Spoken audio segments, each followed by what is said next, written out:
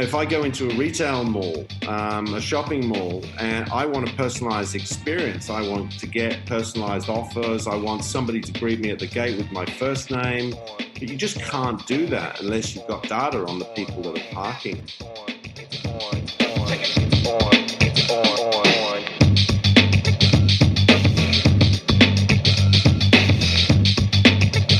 Welcome to Gigging, everything in the sharing economy. And I'm your host, Mark Anthony Peterson. This is the podcast where CEOs, entrepreneurs, market makers, and market leaders come to discuss the future of the gig, sharing, and platform economies. And this episode is no exception. We have the CEO of Kerb, Rob Brown, and we talk to him about parking and why it is the key to making smart cities work. But before we get into the interview, let's hear from the sponsor of this episode, ShareMart. ShareMarket.com.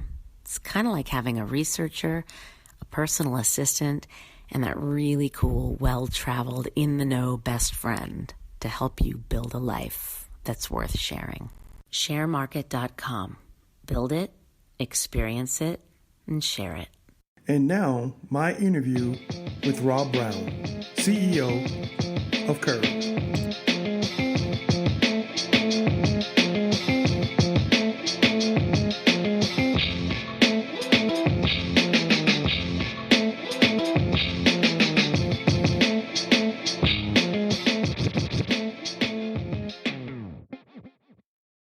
Welcome back to the podcast. We have an extremely exciting show for you today. I was just talking with Mr. Rob Brown about all the videos that I've seen of him and his force of personality as we talk about Kerb, and I'm hoping that I can do his personality justice and help bring some of that through in today's discussion.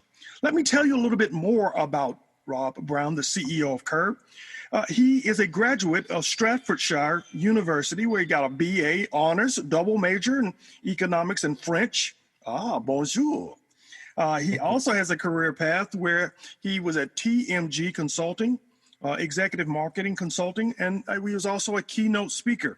He was the global head of digital, Navitas Limited, and Marketplace Risk. He is on the board of advisors with a good friend of the show and co-host of our gigging segment, Eleanor Tucker. Mr. Rob Brown, welcome to the podcast. Thank you, Mark. It's great to be here, dialing in from sunny Sydney, Australia. Absolutely. 7 a.m. So thank you for getting in and starting out early this morning with us on the podcast. It's a pleasure. I've told a little bit about your education and work background. Tell us a little bit more about you. Tell us how your life led to where you are right now, building a growing parking platform. So I've got I'm a bit of a mongrel, I guess you would describe me.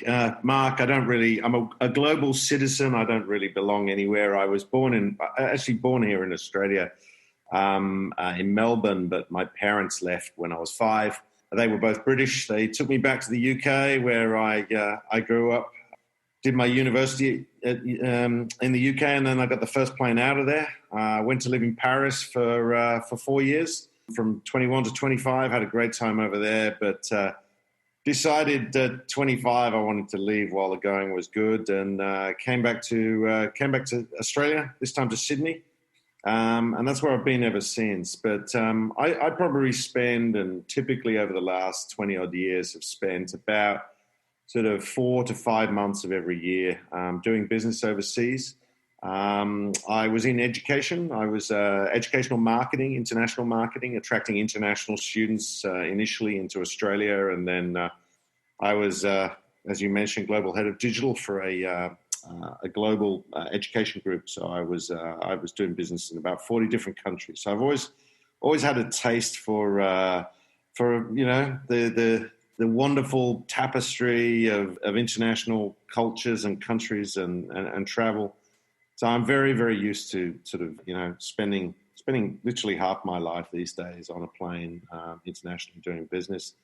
And, so my background, I say marketing and education, but I also used to do a lot of speaking around the change that was coming, the disruption that's coming to higher education. And I was did a lot of keynote speaking around that, and I was very interested in the business models of Uber and Airbnb, and what they'd done to their respective industries, the hotel and taxi sectors. And I was sitting on the bus literally one day coming home in sort of rush hour traffic. It was gridlocked, and I was looking outside the window at just all these empty driveways, and I thought, there's an idea for $1 billion business. And so that's really where Kerb started, sort of the idea, seed of an idea. And then it sort of went from there, and I got a co-founder who was working for me in my previous life. He was the tech guy, and we got going. And so we've been live coming up to 4 years now, and it's been a fantastic adventure. Obviously, it's, had its ups and downs like every journey does. But we're now live in about 30 countries, just over 30 countries, over 100 cities today. But the platform is localized for 300 cities across 130 countries. So we're rolling out across the world. And that's where we are today. It's very exciting. That is very exciting. Let's unpack that a little bit more. So you're sitting on a bus and you look out and see empty driveways, and you say to yourself, these can be monetized. Individuals are wasting money, or at least not monetizing those empty driveways, and you wanted to build a platform to match people who were looking for spaces with people who had empty spaces that were left there because people didn't think they could make money off of them. Absolutely, Mark. That is in the, you've nailed it there. I mean, basically, every city pretty much that I travel to around the world, and I've probably been to 80, 90 countries. Of the 200 odd countries in the world, I've been to almost half of them. And some of those countries I've been to 30, 40 times. And so I've traveled a lot, and one consistent around the world is traffic in big cities and the nightmare that is parking. And they reckon there was a study done in the US about a decade ago, which reckons that approximately 30% of vehicles that are in rush hour traffic in downtown are cruising for parking. And so, parking is a problem that everybody can relate to. Unless you live in, there are a couple of weird cities that don't have a parking problem. Tokyo, the biggest city in the world, is probably one of them, because parking is so expensive in downtown Tokyo that people don't go in their cars generally. But apart from, the odd outlier like that, most cities, whether you're in Boston or Birmingham or Buenos Aires or Beijing, you've got just a chronic parking problem.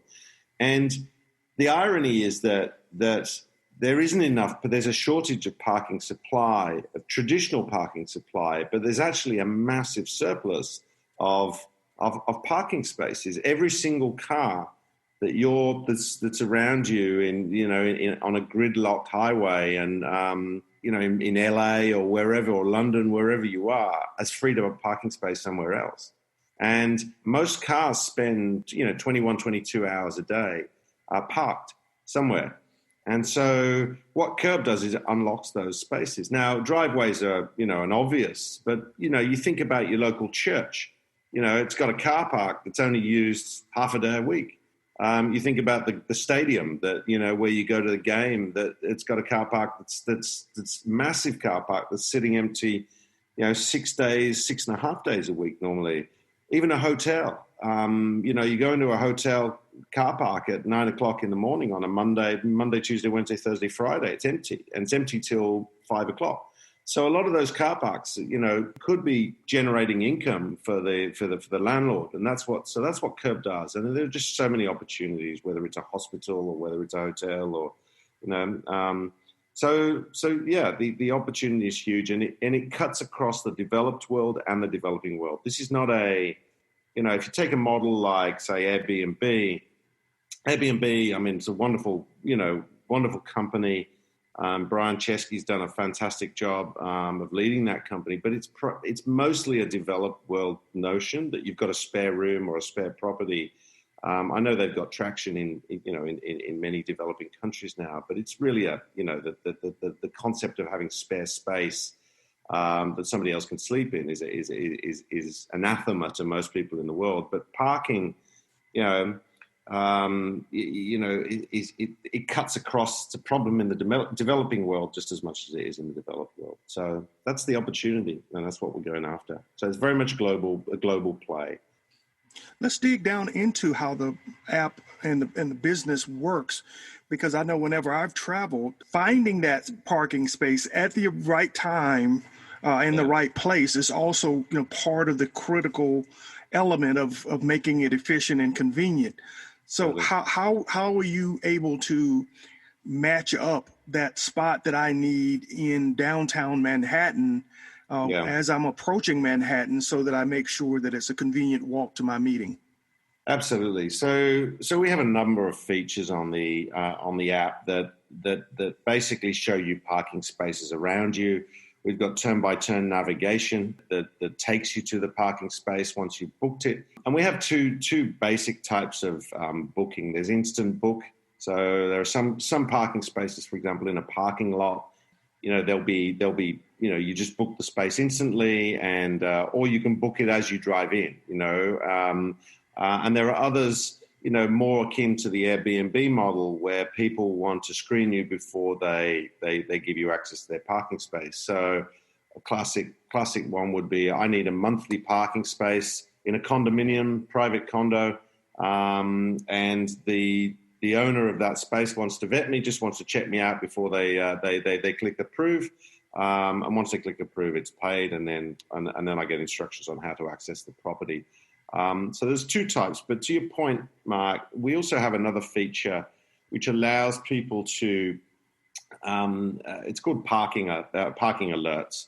So I'm looking for a parking spot on Fifth Avenue, and in Manhattan, on a particular block. I can basically put a parking alert into Kerb. So anytime that a new parking space becomes available there, I immediately get an alert. So we're working hard to get critical mass in cities, in the big cities that we operate in, the key cities that we operate in. And that's obviously the challenge of a platform, a marketplace. It's balancing that supply and demand. But the longer you go, the easier it gets to get that balance right. It's certainly hard as you enter a new city, because you've got to basically start from zero spaces and zero brand presence. But that gets a little bit easier for you because of what you described earlier. Your inventory is made up of a mixed bag of parking spots, be it in a home or a residential facility like a condo, all the way up to a church or a stadium. So you have a mixed bag of spots. So kind of your chicken and egg problem is probably a little different than other platforms. Now, on your site, you mentioned that you have a P2P type business as well as a B2C type business. Can you talk us through that and tell us if those segments are drastically different from each other? They are different from each other. The commonality, Mark, is that they both involve parking a vehicle. The peer-to-peer model is I guess more of a smart cities of tomorrow model, similar to what Airbnb and to an extent Uber's done. But I've got a space, somebody else could be renting it, so I list it on the platform. And it means also that most of the parking on Kerb is 25 to 30% of the cost of a traditional parking space in a commercial parking lot. So it's, for drivers, it's a win because they get cheaper parking. It's kind of exclusive. You get your own little parking space in somebody's driveway or somebody's condo, rather than being in a cramped parking lot. And then for space owners, it's just a no-brainer. Why wouldn't I rent my space out if I live next to a public transport hub, train station, so that's the peer-to-peer, person-to-person side of the business. And what we find, Mark, is local governments, if you look at, say, Uber and Airbnb, they've really disrupted and rattled the cage of the hotel industry and the taxi industry, and, who used to work with local governments, city, municipalities. And they've come in with their sort of trailblazers into a city, and they've upset, by their very nature, a lot of people. What we find with Kerb is that with that peer-to-peer model, is that local governments open their arms to us because we're solving a problem for them. All governments, we found, all state, municipalities, local city governments, they all want to get cars and vehicles out of the city. That's they want to reduce the volume of vehicles. And one of the legacies of COVID, I think we'll talk about that in a minute, no doubt, but is that we've actually seen what a city, what Manhattan's like without vehicles, what downtown Boston or LA is like without vehicles. And that's sort of sparked the imagination. I think will accelerate that. So governments want to get cars out of the city. They can't just build new parking lot next to the bus terminal or the train station. So the fact that Kerb unlocks empty spaces around a transport hub, for example, for them on the edge of the city and encourages people to take public transport, that's a big tick. So that's the peer-to-peer model. And we see as cities become smarter, that model will become more and more ubiquitous, more and more widespread. The B2B or the B2B2C, the business-to-business part of the business is for car park operators. So most car park operators are, I would say, the parking industry, which is a massive industry globally. It's estimated to be between $500 billion and $1 trillion industry globally. I mean, in the US alone, it's over $100 billion. But they're still operating in the 20th century. We all know the friction associated with trying to get into a car parking lot, trying to get out, tickets, gates, barriers. It's just like all these steps that really you don't need. And I always sort of talk about the parking industry being in exactly the same place as the taxi industry was a decade or 11, 12 years ago, before Uber came in and showed the world that you can actually get from A to B without all the friction associated with the taxi and, cash and credit cards and standing in line and hailing a cab and all that friction around, do I give the driver a tip and all that sort of stuff. So, and people feel safer in an Uber, especially it's the female portion of the population. They just feel safer. And so the parking industry is absolutely ripe for disruption. It's a broken model. Most of the operators work on very slim margins. There's a sort of a duopoly of parking hardware equipment makers that dominate the world, that are sort of have got everybody over a barrel with a gun to their head. So what we do for parking operators is we allow them to use the platform to fill up their empty spaces. We've also got a little hardware device now that works with their gates. It costs, it's a very low cost proprietary piece of hardware, which basically opens the gate as you drive up to it. So I drive up to a gate. It detects that Rob Brown's at the gate. I've got a parking booking, and it basically opens the gate and then charges me on exit if I owe any money. So that's the model, and it means that parking lots can use our platform at a very, very low cost. It's no upfront cost for them to use Kerb, but it gives them a digital mobile first booking system that they can use. And I love that. That's why I wanted to really dig into this part of the discussion, because without having that type of service, I would imagine that these guys would have been early gatekeepers in trying to keep you out of the parking business.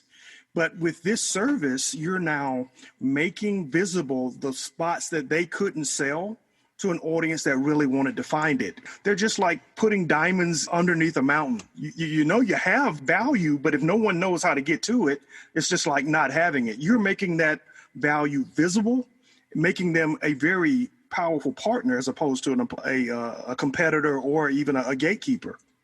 Absolutely, Mark. And this is the sort of, I mean, if you project forward to the future, let's say 5 to 7 years in the future, just as with the airlines, you don't want a different airline app, a different app for every airline on your phone. You just don't want it. You don't want 15 hotel apps on your phone. We tend to use 4 or 5 apps a day. That's it. And so there's going to be an aggregator app for parking that will get you into every type of parking lot and every type of parking space in your city. And that's all I want. I want one app. I don't want 15 apps. And so the industry hasn't yet really, the parking industry hasn't yet really seen this. And the opportunity for us is that we're coming in, we're not parking guys. So we're coming in we're attacking this problem from a completely different angle. And people want a mobile first, it's all about data as well. And if I go into a retail mall, a shopping mall, and I want a personalized experience, I want to get personalized offers. I want somebody to greet me at the gate with my first name, but you just can't do that unless you've got data on the people that are parking. So the parking industry is trying to solve a problem, which is how to get a vehicle through the gate. And we're coming at it from a completely different angle because we're actually tracking the parker. So we know that Mark Peterson's at the gate. We know Mark Peterson's in the car park, in the parking lot. We know how many times Mark goes to the car park, every month. We can give Mark a special offer and say, hey, Mark, your parking's been paid for you today by Starbucks. Enjoy your time, because we know who you are.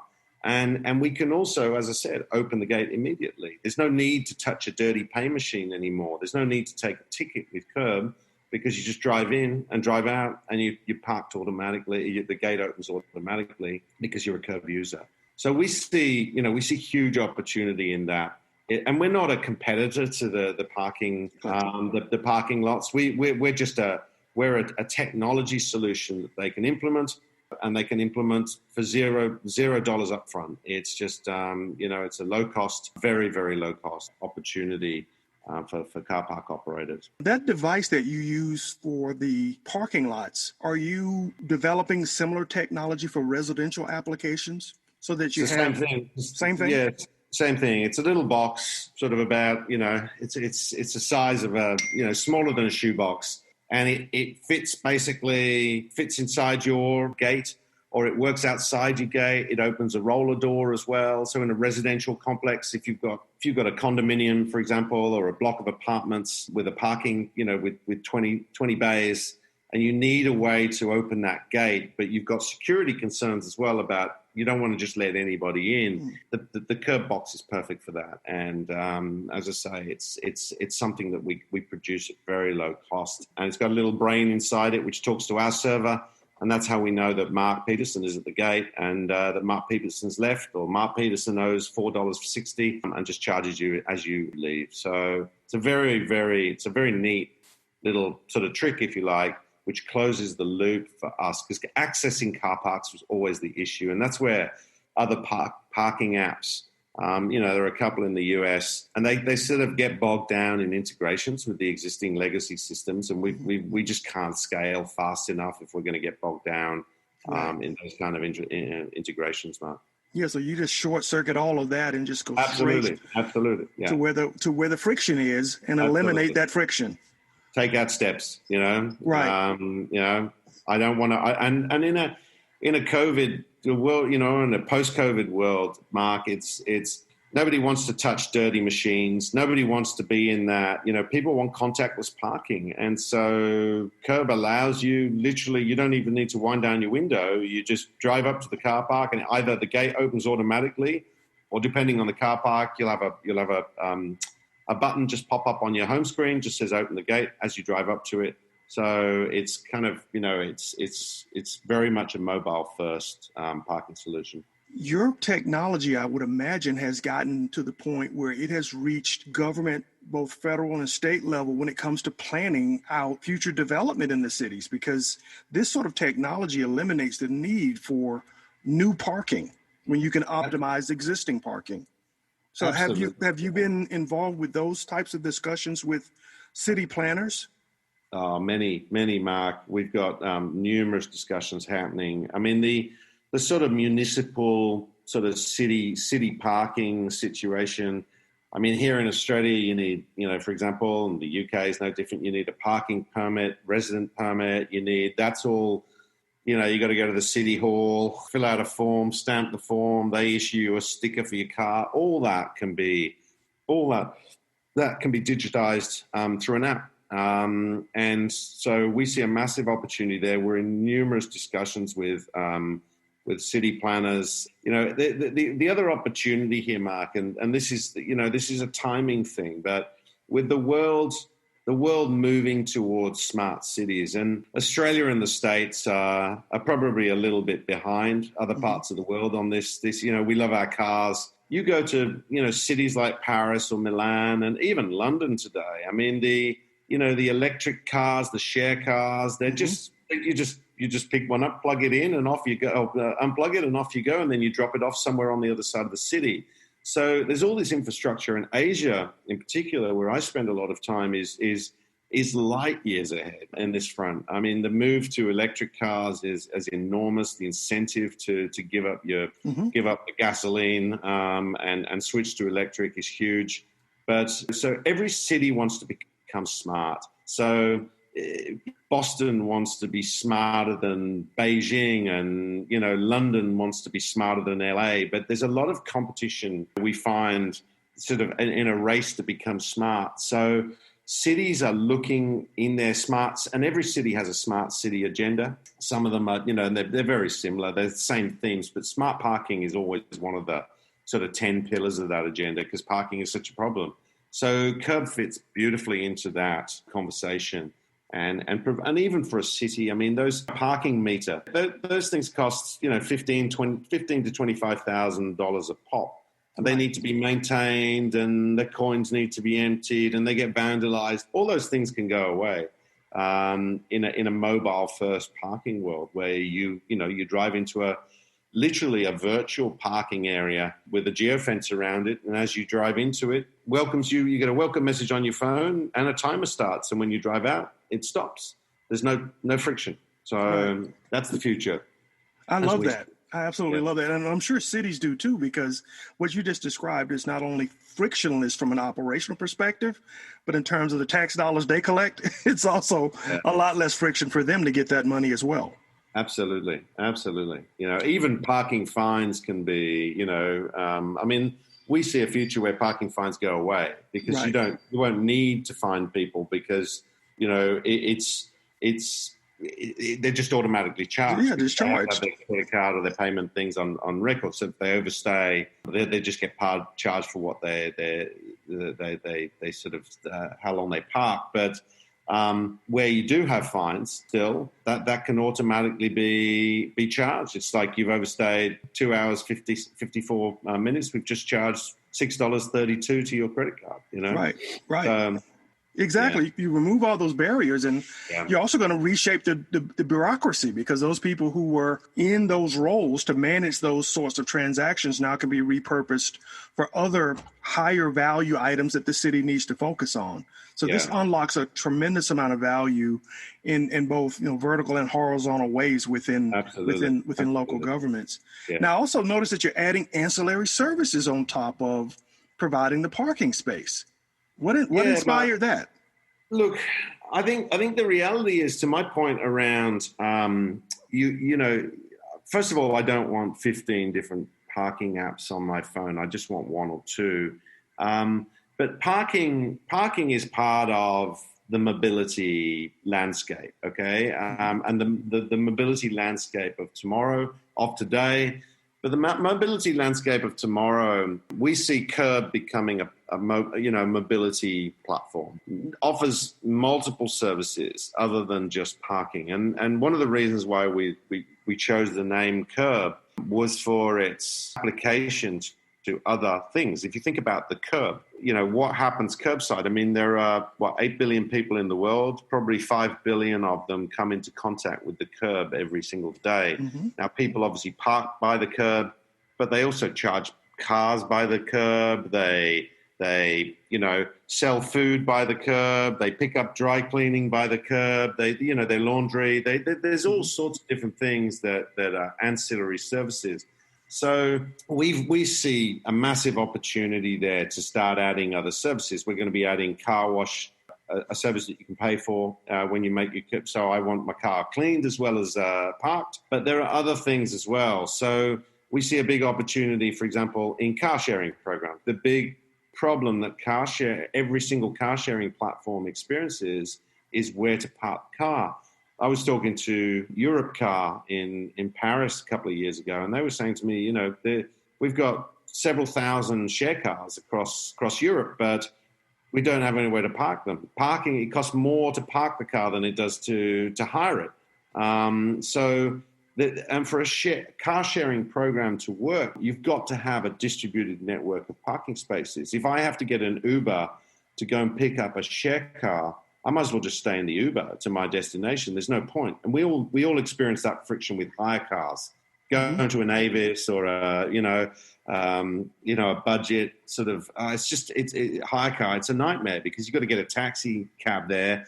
You've got to get an Uber back or someone to pick you up. So I want to come out of my apartment building in the cities of tomorrow, and I don't have a car anymore, and I want to just be able to pick up a car, but I don't want to have to walk more than 2 blocks maximum. So I pull out the Curb app and I can see there's a share car in the building next to me. It's ready to go, so I can just pick it up. I've got access instructions, drive it across the other side of Manhattan or wherever I am, and I can just park it in another curb space. I don't need to take it back to where I picked it up.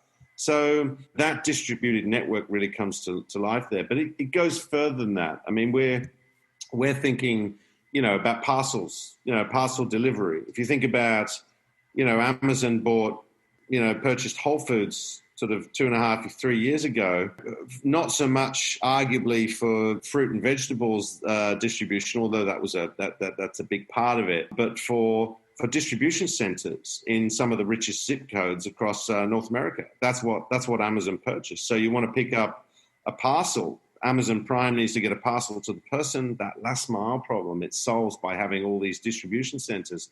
So we will have, within 5 years, Curb will have millions of private distribution centers in cities right across the world where you'll be able to have parcel lockers and all that sort of stuff. So ancillary services and, like oil change or car servicing, we believe they will happen in non-traditional parking lots. And that parking lot might be your garage that somebody's using, or your driveway that somebody's using today to park their car.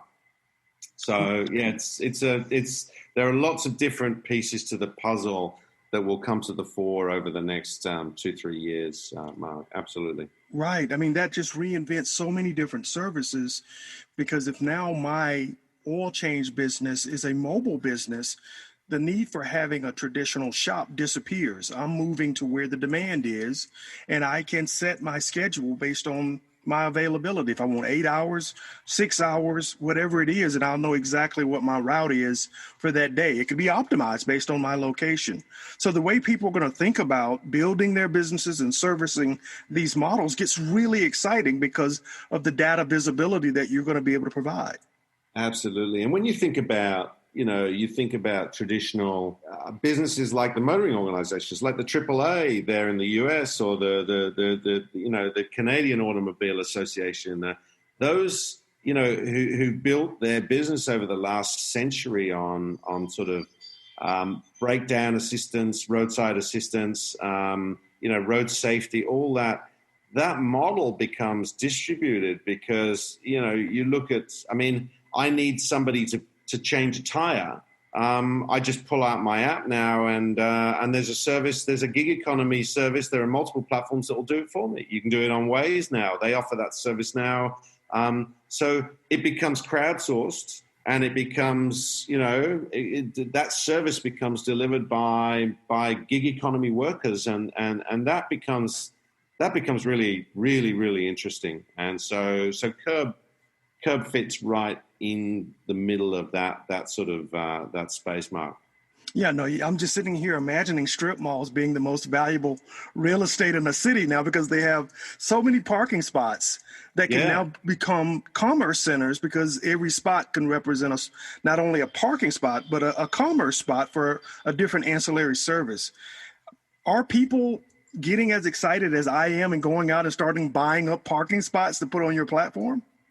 Look, I think we're going to see. As I said, there are different attitudes towards sort of driving and vehicle ownership in different parts of the world, and the US and Australia, as I say, we love our cars. We don't want to give up our cars, etc., etc. But if you go to places like, particularly Europe, I think Europe's really leading the way on this, where they're being, the younger generation there's a famous survey done, I think, across several European countries where the sort of younger generation were asked, car or smartphone, you have to choose. Why would we have a car? It was just overwhelming. The logic of like, why would we even own a car when we don't need it? It's just a thing that I need, occasionally. So the notion of car ownership is going away in certain parts of the world.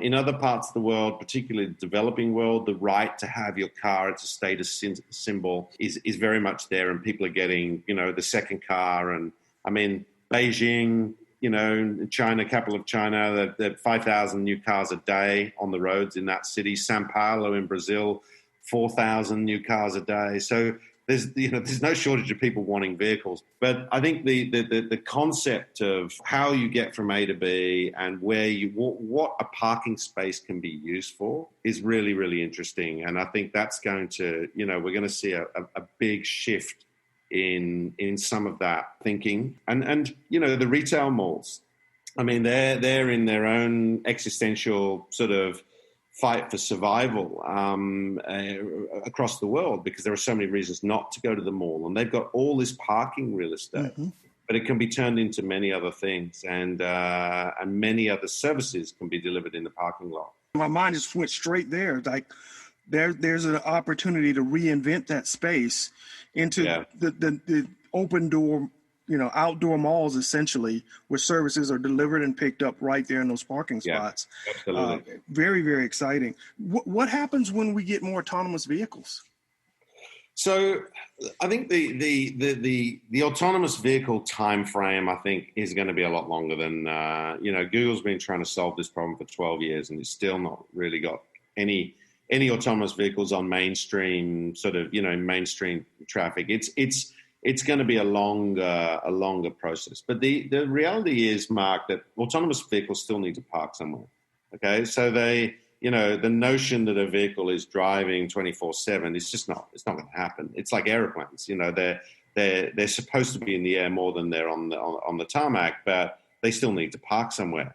And we also believe that Curb will be very much part of that autonomous vehicle movement. If we get to a point in 10 years' time where there are vehicles flying around the city above our heads, they're going to need to park on ledges, on the side of buildings or on roofs of buildings. Curb plays in that space too. I mean, we park helicopters. We don't just do cars. We do other vehicle types as well.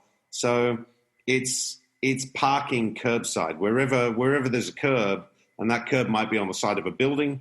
It might be on the top of a building. There's potential to park a vehicle there. So we're not worried about that. The autonomous vehicle thing. I think it's going to take longer.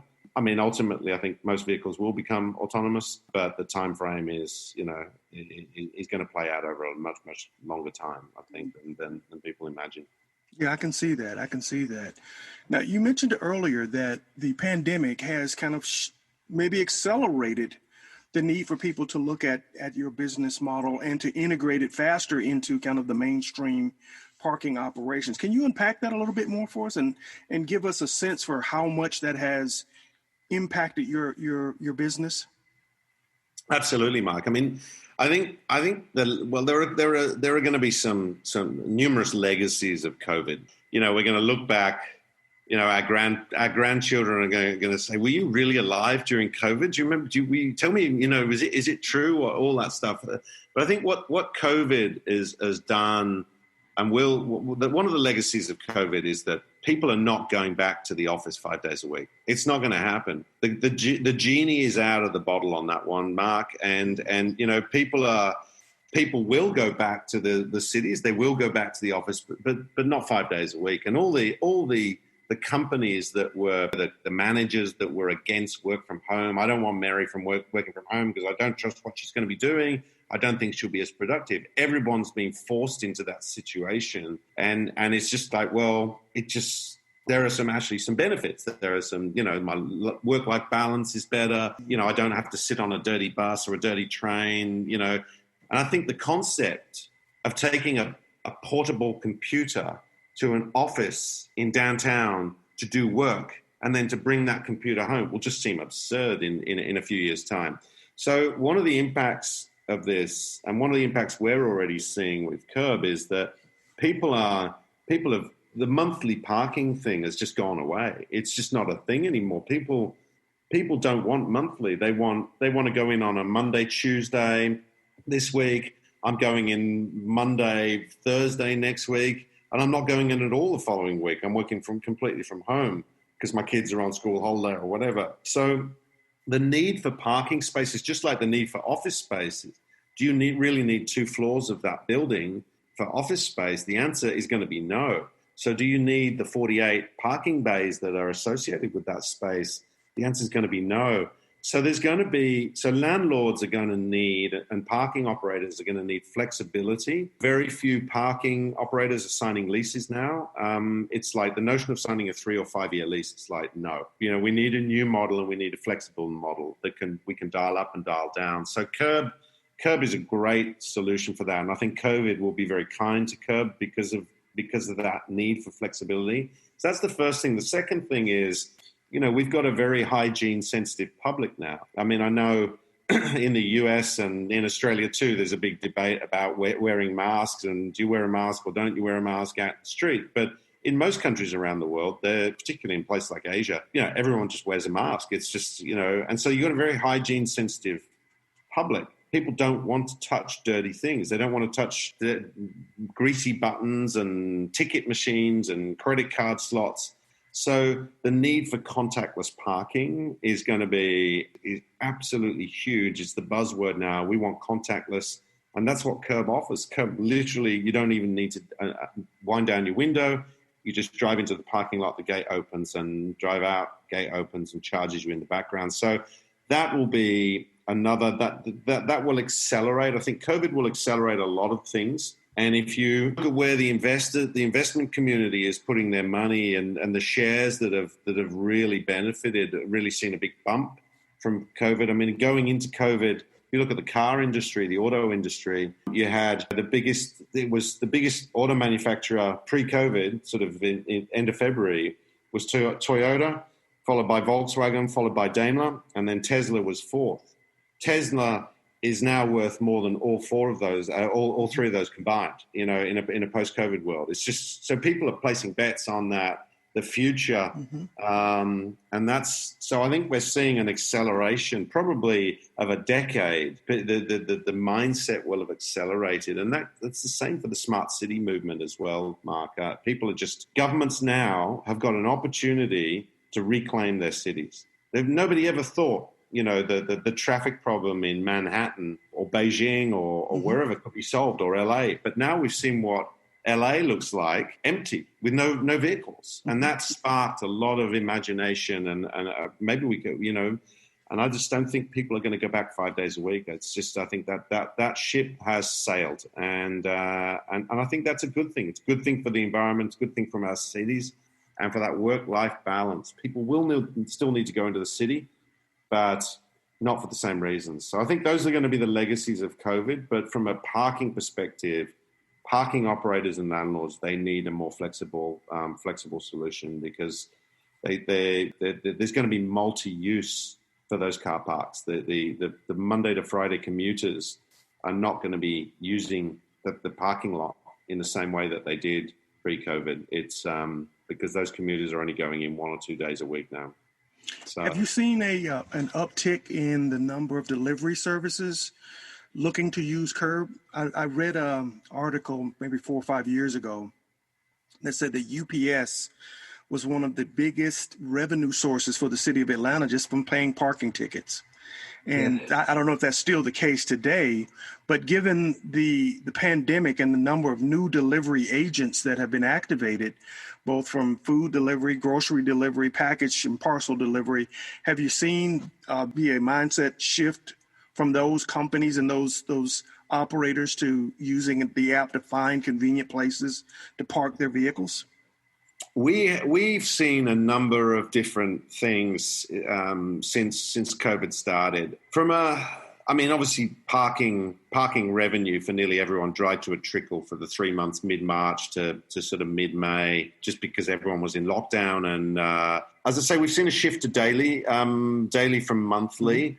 We haven't been as affected by the delivery as probably the councils and the local city governments would have seen. They would have seen some movement in those numbers from your UPSs and your FedExes. But I think it's too early to tell, Mark, because a lot of parking was free. You know, a lot of municipalities and city authorities just basically stopped charging for parking during lockdown. And the world, you know, there are still some big parts of the world which are still in pretty serious lockdowns.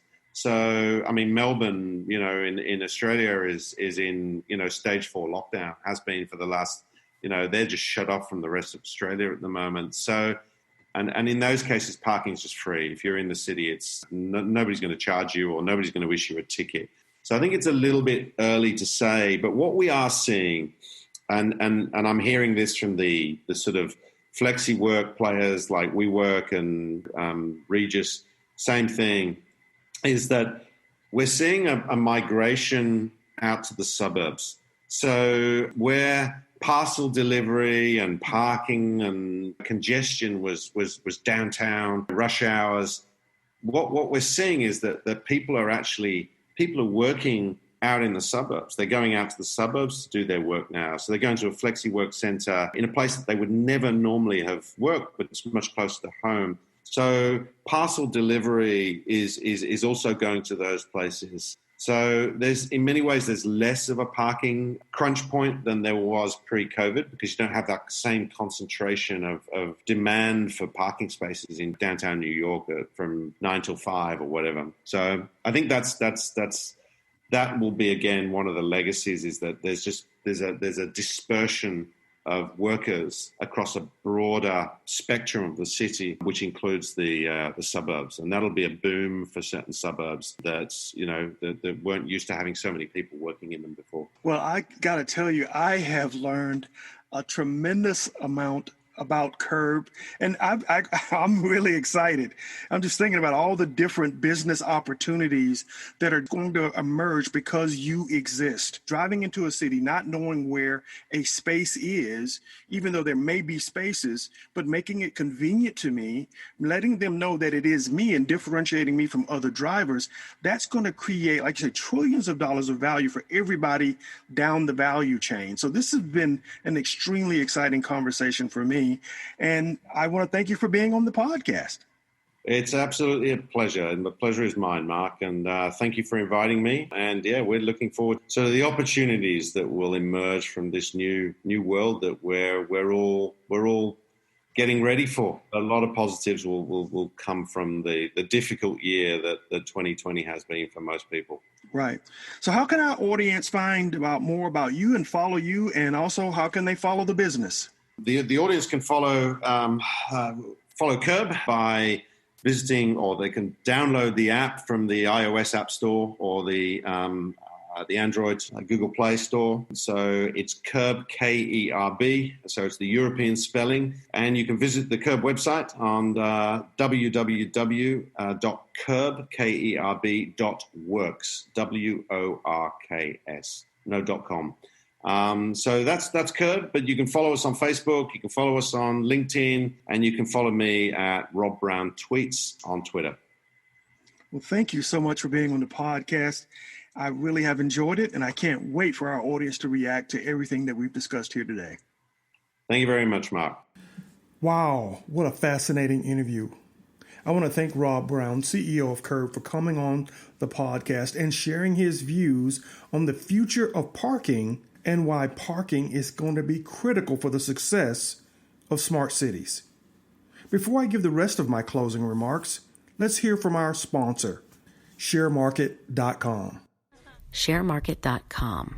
It's kind of like having a researcher, a personal assistant, and that really cool, well-traveled, in-the-know best friend to help you build a life that's worth sharing. ShareMarket.com. Build it, experience it, and share it. If you like this episode with Rob Brown, hit the subscribe button. share it with your colleagues, leave us some comments, and hit that like button. All of those steps help us with those pesky algorithms and move us up in the rankings. Guess what's next on Gigging Everything and the Sharing Economy? I'm interviewing the founder and CEO of ShareMart.com. Yes, Gina Farish. And we had a fascinating conversation. She is going to reinvent how we think about value creation in the sharing economy. And I think you're going to love what she has to say. So hit that subscribe button so that you don't miss an episode. Guys, if you like Gigging Everything in the Sharing Economy, you may like one of my other podcasts, Guerrillapreneur, The Art of Waging Small Business Warfare. If you're a small business owner, a startup, or an entrepreneur, if you think you're a maverick, that might be the podcast for you. We're interviewing all the people who are disrupting their markets and taking on the corporate Goliaths. If you're a corporate executive and you're not quite ready yet to dip your toe in the entrepreneurial pool, but instead have your eyes set on the corner office, Career Coaching X's and O's might be the podcast for you. I'll have links to both shows in the show notes. Again, I want to thank Rob Brown, CEO of Kerb, for coming on the podcast. You guys know what we say at the end of every podcast: disrupt or die. So get out there and start disrupting. Till next time, peace.